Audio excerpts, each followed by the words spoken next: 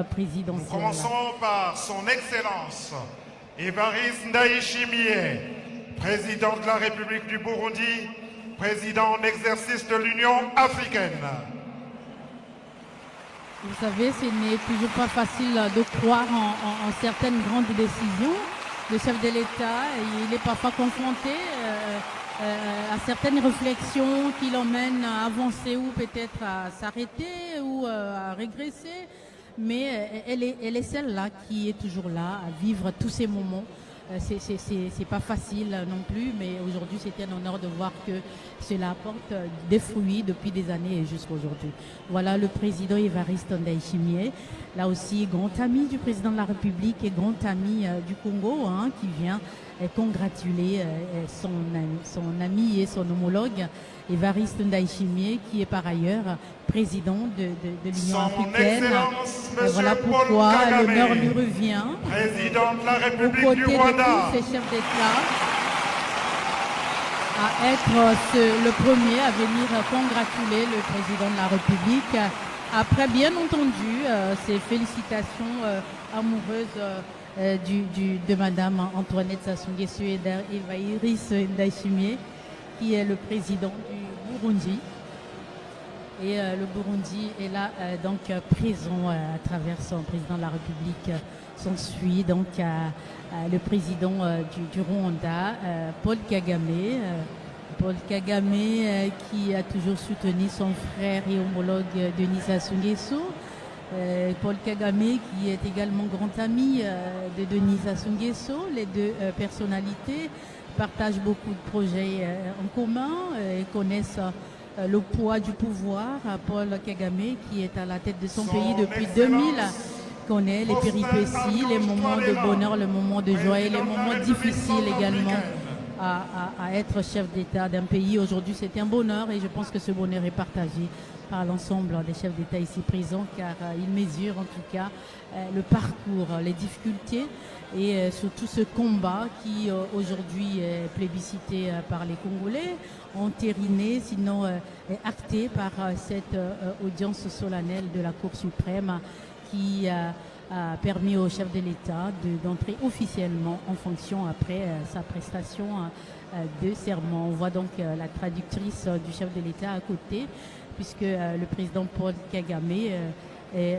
anglophone, il s'exprime souvent en anglais, bien que le Rwanda étant un pays bilingue, mais l'anglais est la première langue de ce pays.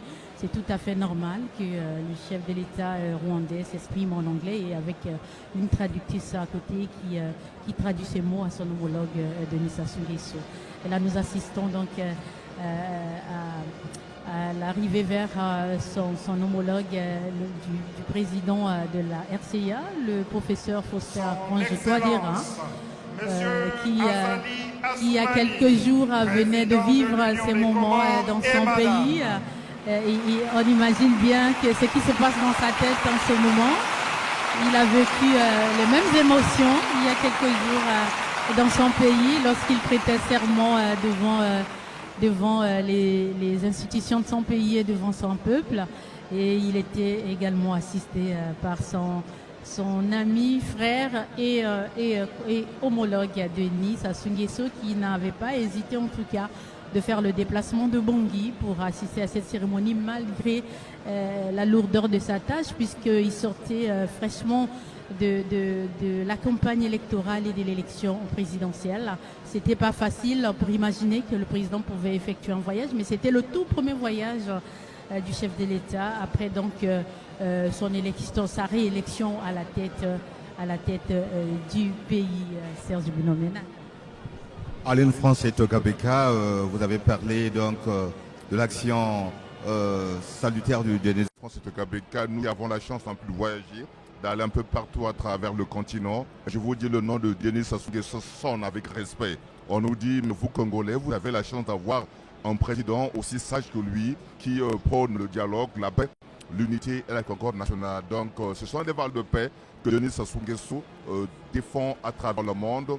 C'est vrai, nul n'est prophète chez soi, mais je pense que cette frange des Congolais, les Congolais qui ont voté massivement pour Denis Sassou Nguesso, donc les Congolais l'ont compris. C'est pour que Denis Sassou Nguesso a rendu l'ascenseur à ces Congolais en prêtant serment à eux. C'est quand même plus de 60 000 Congolais ici rassemblés. Donc c'est-à-dire que Denis Sassou Nguesso, c'est tout un symbole de paix, de l'unité et dialogue. Et Aline Francois Kabeka, je voudrais revenir un peu sur cette belle image qu'on a vue, que Madame Antoinette Sassou Nguesso est venue féliciter son époux, mais à travers elle, c'est toutes les femmes à qui l'on rend hommage. Parce que derrière un grand homme se trouve une grande dame. Donc à travers Madame Antoinette Sassou Nguesso, qui est d'abord la première conseillère de son époux, c'est quand même plusieurs années de vie commune et plusieurs années d'étapes parcourues, d'étapes affrontées, d'étapes heureuses comme malheureuses, mais elle est là pour dire allons parce qu'elle croit à un idéal, elle croit au Congo. Et il faut aussi rappeler que Antoinette Sassou Nguesso est très dévouée en ce qui concerne, et très dynamique en ce qui concerne les actions sociales, pas seulement au Congo, mais au-delà des frontières. C'est à juste titre qu'elle a occupé une place assez importante au sein de l'organisation des premières dames de l'Afrique. C'est dire que derrière le Denis Sassou Nguesso et derrière Madame Antoinette Sassou Nguesso, c'est toutes les femmes qui s'expriment. Et le président a bien fait de rappeler qu'il va matérialiser tous les vœux des femmes, tous les vœux formulés par les femmes lors de la célébration de la fête internationale de la femme le 8 mars dernier. Et donc, en tout cas, chapeau aux femmes, chapeau à vos mères. Et je profite de ce microphone, Aline Francois Kabeka, pour rendre hommage à toutes ces personnes qui voudraient bien être ici aujourd'hui, mais qui malheureusement sont empêchées, soit par maladie ou qui ne sont plus de ce monde. Et je rends hommage à notre collègue, le défunt Cyriaque Prinel Titato, qui serait aujourd'hui parmi nous, mais le destin, on a décidé autrement. Il est toujours là avec nous et je crois que de là où il se trouve, en tout cas, il est très heureux de constater que Télé Congo est au rendez-vous et de constater que le peuple s'éclaire à travers Télé Congo. Président de la République d'Angola, Merci, Zorbino Minata, pour ce clin d'œil, cette hommage à notre très cher collègue qui venait de nous quitter. Là, il s'agit d'un moment de joie. Merci pour ces moments d'émotion. On va très vite y passer pour penser à ce qui se passe aujourd'hui. Oui, bien entendu, qui serait là avec nous pour faire en direct cet événement au Congolais et au-delà des frontières. Voilà, le président de la République, comme vous l'avez dit, un homme de sagesse qui n'a de cesse eu la volonté de propulser partout où il passe les fruits de cette sagesse. Il les sème partout, en tout cas, et les sagesses qui emmènent à une diplomatie assez éclairée, à un esprit d'apaisement, à l'appel à l'unité. Et voilà, aujourd'hui, ça se traduit par cette forte mobilisation de ses homologues venus de quelques pays pour lui manifester son soutien. On a assisté tout à l'heure aux félicitations du président de la Gambie, le président de la Gambie qui est venu droit de son pays pour assister à cette cérémonie, M. Barrault, qui n'a pas hésité un seul instant à répondre à cette invitation du président Denis Sassou Nguesso. Et après lui, nous assistons donc à cette arrivée du couple de la présidence de l'Angola, le président Joao Lourenço avec son épouse, qui à leur tour félicite le président Denis Sassou Nguesso pour cette magnifique cérémonie de prestation de serment.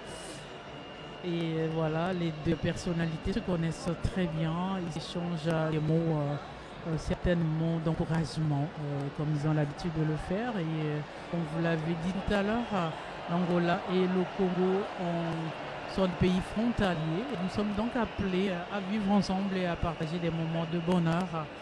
Et ensemble, c'est tout à fait naturel. Après donc le président de l'Angola, le tour revient dans quelques instants du président de la République démocratique du Congo et Madame Félix-Antoine Tshisekedi Tshilombo avec son épouse Denise Nyakero Tshisekedi, qui viennent à leur tour féliciter le chef de l'État congolais pour pour ce moment historique, car c'est une fierté africaine. Il faut le souligner, le président de la République a mené un combat, dur pour l'émancipation du peuple africain. Il l'a pas mené seul, bien entendu. Il a mené aux côtés ses homologues et ses pairs africains. On n'oublie pas sa contribution dans la libération et dans l'indépendance de la Namibie. On n'oublie pas sa contribution dans l'indépendance de l'Angola. On se rappelle il y a quelques mois, lorsque l'Angola célébrait le cinquantenaire de son indépendance, le président du Congo, Denis Sassou Nguesso, était mis à l'honneur par ce combat qu'il a eu à mener. Et l'Angola n'a pas oublié ces moments-là et toute sa contribution. Et il a été même décoré, reçu une distinction honorifique à cette occasion-là. Et c'est pour dire que Denis Sassou Nguesso, c'est l'incarnation de la sagesse, de l'unité. Un panafricaniste rompu, en tout cas rompu à la tâche, qui n'a jamais eu un moment de répit pour accomplir son devoir, là où l'humanité a besoin de lui. Alors, s'ensuit le président du Gabon, Brice Clotaire Oligui-Nguema, qui a été élu à la tête de son pays en 2025, qui a également prêté serment dans un stade là-bas à Libreville. Et le président congolais faisait partie de ses invités de marque. Et aujourd'hui, il rend l'ascenseur à Denis Sassou Nguesso. Brice Oligui-Nguema, qui est bien entendu président de la République gabonaise, cette république qui est un pays ami pour le Congo, ce pays qui partage une forte histoire avec notre pays au Congo, ce pays qui a des liens très étroits avec notre pays. On va saluer en tout cas et rappeler que le Congo a eu à doter le Gabon d'une première dame digne de ce nom, Madame Edith Lucie Bongo, paix à son âme, et qui est donc la fille aînée du président de la République. Donc déjà par ce lien, le Congo et le Gabon chemineront fortement ensemble encore pour très longtemps et pourquoi pas pour l'éternité, puisque à travers cette union, il y a eu une ascendance d'une valeur immense. Donc nous sommes amenés à rappeler ce moment et à le souligner parce que ce sont des souvenirs, des symboles naturels très très importants qui ne sont pas donnés à tout le monde. Vous voyez combien le Congo est tellement ouvert aux autres, ouvert au monde, qu'il y a des liens, en tout cas de toute nature, avec des pays amis et frères. Et tout à l'heure, on avait vu le président Tshisekedi, et on ne lit pas les liens autour de ces deux pays déjà.